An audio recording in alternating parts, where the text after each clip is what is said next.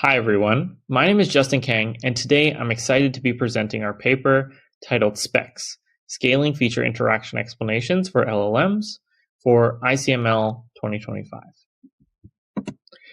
This project is fundamentally about the problem of feature attribution, which is the problem of asking, what is the effect of different combinations of input features on the model output?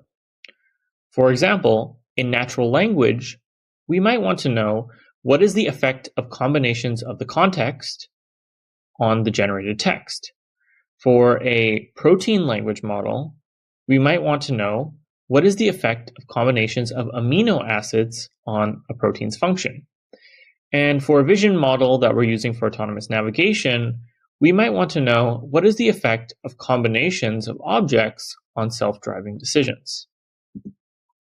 In this work, we really focus on understanding the importance between interactions of input features. For example, in this language setting, let's say we're asking the model to analyze the sentiment of this review, which contains this text: "Her acting never fails to impress." The two words never and fails, which on their own are typically negative, come together in this sentence to have a positive effect. And we generally want to understand and model these kinds of interactions between features.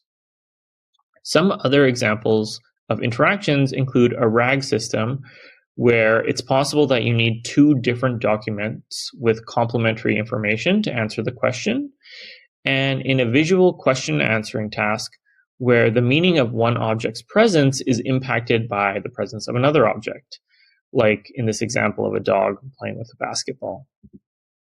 Before SPEX, there were a variety of approaches to this problem.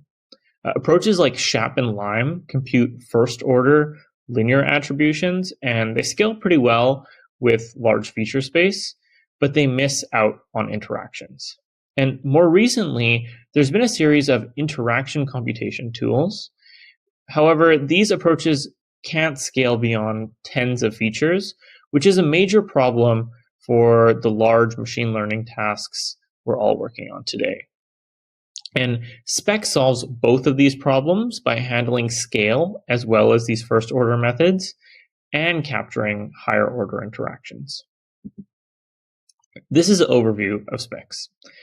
It relies on a sophisticated approach for designing the masking patterns, which are used to query the model while excluding certain features. So we repeatedly query the model with different masking patterns to see how the different features impact the model outputs.